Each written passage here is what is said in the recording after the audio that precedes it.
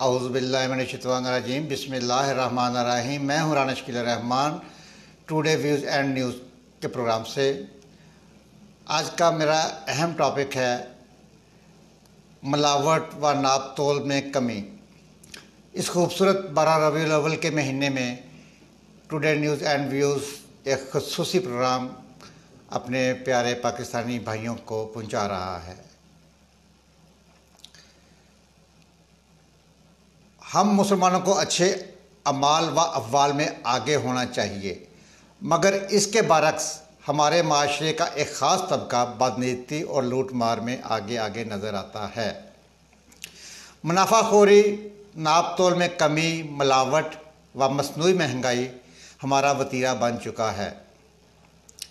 चने के छिलकों से चाय की पत्ती और फिर इसमें मुज़र सेहत रंग, बेकरियों में गंदे अंडों का इस्तेमाल, आटे में मिलावट, सुरख मिर्चों में ईंटों व लकड़ी का बुरादा, काली मिर्च में पपीते के बीज की मिलावट, मारूफ ब्रांड की कंपनियों के डब्बों में गैर मयारी अशिया की पैकिंग जैसी धोखाधड़ी हमारे माशरे में आम है।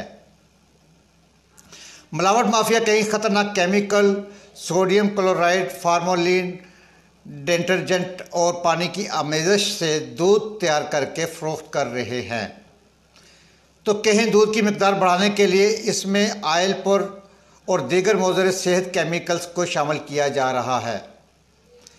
इस तरह टॉफ़ियों, परफ्यूम, शैम्पूज़ और दीगर सामान में मुख्तलिफ बीमारियों का बायस बनने वाली एशिया की मिलावट की जा रही हैं। कहीं गोश्त का वज़न बढ़ाने के लिए ज़बह की शाह रग में पानी का प्रेशर इस्तेमाल किया जा रहा है, तो कहीं गधे, घोड़े, कुत्ते और मुर्दार का गोश्त खिलाया जा रहा है। मुर्गियों की चर्बी से बने नाकस घी और तेल में बच्चों के खाने की चीज़ें तली जा रही हैं। जब तक हमारी नहरों में शहर भर के गटरों का पानी डाला जा रहा है, जो नहरों से खेतों में जाता है और फिर इसी गंदे और जहरीले पानी से सब्जियां काश्त की जा रही हैं। इस गमगीन सूरत हाल के नतीजे में बच्चों की नशोनुमा मुतासर हो रही है और शहरियों बिलखसूस बच्चों में बीमारियां फैल रही हैं और हर चौथा पाकिस्तानी मुंह जिगर के कैंसर, हेपाटाइटिस, गुर्दों के अमराज, sugars, blood pressures, heart attack, जल्द बीमारी और मिर्दे के बीमारी में मुब्तला हैं। मुल्क भर में सरकारी व निजी अस्पतालों पर मरीजों का रश देखकर यूँ महसूस होता है जैसे मुल्क में कोई ख़तरनाक वबा फूट पड़ी है। शायद ही कोई घर ऐसा हो जिसमें कोई मरीज़ ना हो। इस पर सितम ज़रीफ़ी ये कि मुज़र सेहत एशिया के हाथों बीमार होने के बाद असल दवाएं तक दस्तयाब नहीं होती, क्योंकि अदवायात में भी मिलावट की भरपूर मार है। बहुत से ताजर और दुकानदार गाहक को बज़ाहिर पूरी चीज़ देते हैं, लेकिन हकीकत में मिकदार से कम होती हैं। गर्ज ये कि आज बहुत से शक्की इंसान नाजायज़ दौलत समेटने के लिए हर वो कदम उठा रहे हैं जो हसूल ज़र और आखिरत में जहन्नम के ईंधन के अलावा कुछ भी नहीं है।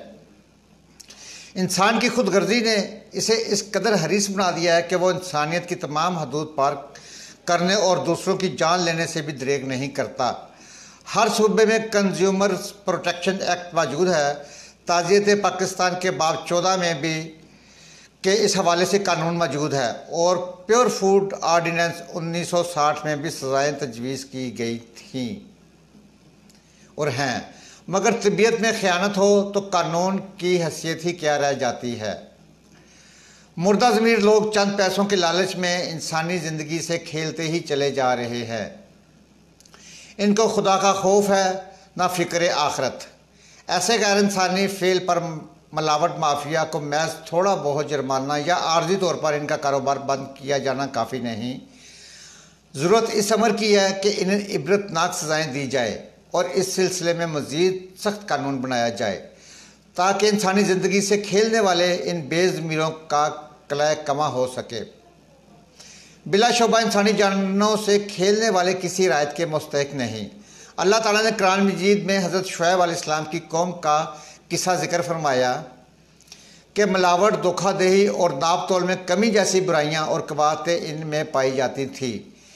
इन्हीं बुरी आदतों के बायस इन पर अल्लाह ताला का अजाब नाज़िल हुआ और वो कौम पूरी तबाह हो गई। इस वाक़े में मोहम्मद उम्मती सल्लल्लाहु अलैहि वसल्लम के लिए मिलावट व माफिया नाप तोल में कमी करने वालों के इबरतनाक अंजाम का अंदिया है।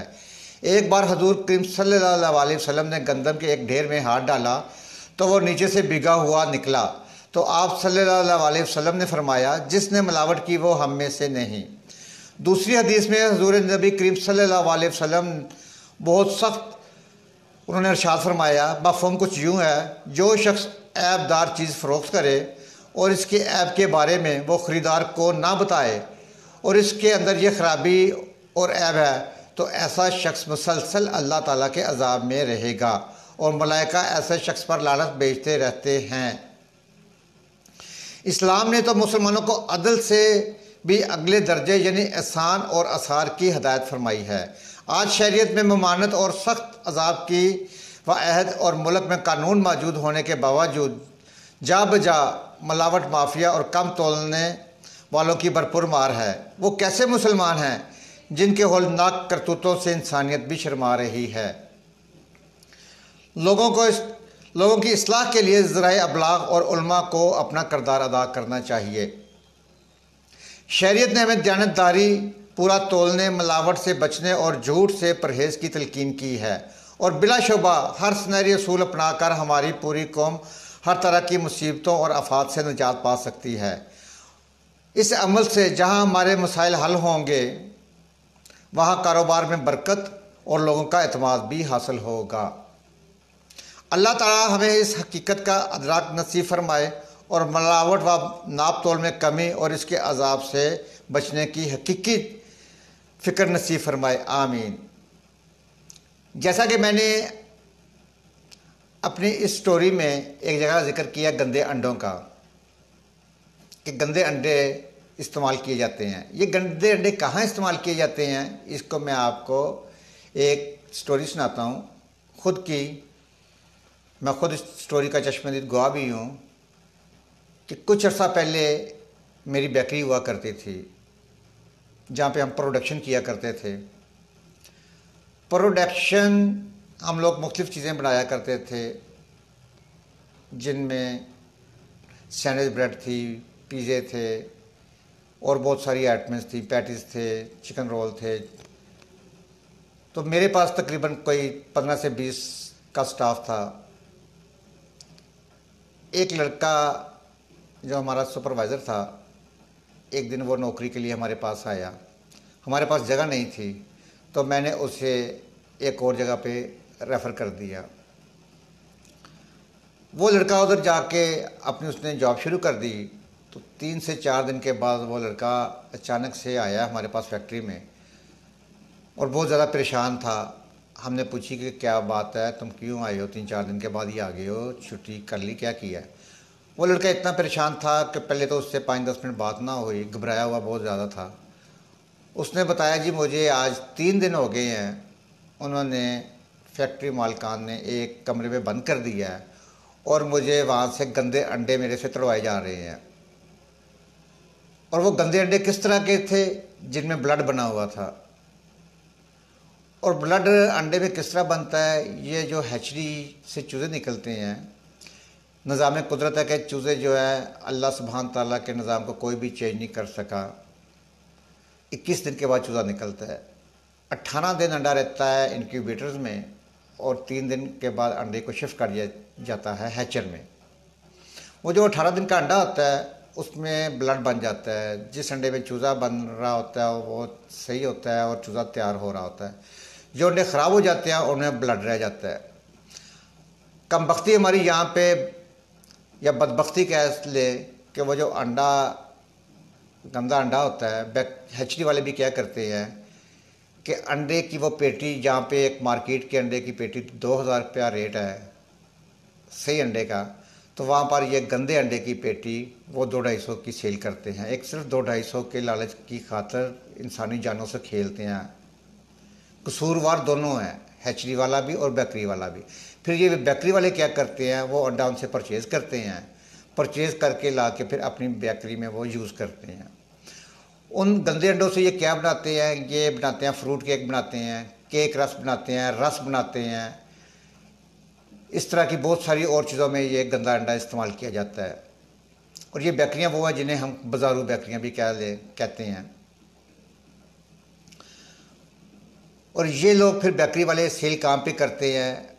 मैं अपनी आवाम को आगाह करना चाहता हूँ, अपने नाज़रीन को आगाह करना चाहता हूँ, कोशिश कीजिएगा उन जगहों से ना खाइएगा कभी भी, जिस तरह लारी अड्डे पे स्टॉल्स हो गए, छोटे बस स्टॉपों पे जो स्टॉल बने होते हैं, चाय के खोखे, पंजाबी में खोखे जिन्हें कह लें, वो बने होते हैं। यहाँ ये फैक्ट्रियों के बाहर जो छोटे छोटे चाय स्टॉल लगे होते हैं, ये फ्रूट केक्स रस वगैरह ये वहाँ पे बेकरियों वाले जाके फिर सेल करते हैं और ये फिर इंसानी जानों से खेला जाता है। जब आप एक गंदा अंडा यूँ खाएंगे और उसका आप बेकरी भी कोई भी आइटम जब खाएंगे तो लामाला बीमार होंगे, मुख्तलिफ़ तरह की बीमारियाँ जन्म लेंगी। ये है हम पाकिस्तानियों का हाल, हम मुसलमानों का हाल। मैंने ख़ुद इन चश्मदीद आँखों से देखा है ये सारी सूरत हाल। और उस वक़्त फिर हमने पुलिस को आगाह किया है, एप्लीकेशन दी है, महकमा फ़ूड को इन्फॉर्म किया है और वो बेकरी को सील करवाया था। ये तो है हम लोगों का एक तरफ मुसलमानों का हाल, पाकिस्तानी मुसलमानों का। और अब आपको एक और कहानी सुनाता हूँ काफर मुल्क की। मैं कुछ अर्सा स्कैंडिनेवियन कंट्री में भी गया, डेनमार्क और स्वीडन में भी। स्वीडन में जिन दिनों मैं गया वहाँ पर हम लोगों की रहाइश मालमो थी, मेरे अजीज़ रहते हैं, मैं उनके पास गया था। वहाँ पर शराब की मुख्तलिफ़ जगहों पे शॉप्स बनी हुई हैं, बड़े बड़े स्टोर बने हुए हैं। एक शॉप के ऊपर, स्टोर के ऊपर एक स्टॉक आया है एक दिन पहले शराब का। उन्होंने नेक्स्ट डे वो उसको डिस्प्ले पे लगाया है। डिस्प्ले पे लगाने के कुछ 3 से 4 घंटे बाद वो शराब की बोतल उधर फट गई, बड़ी फट गई। स्टोर वाले ने फौरी तौर पर कंपनी को कॉल किया है, कॉल करके बताया कि जी आपने जो कल स्टॉक हमें भिजवाया था, आज हमने डिस्प्ले पे लगाया उसे, तो अभी 2 से 3 घंटे बाद वो बोतल अचानक से फट गई।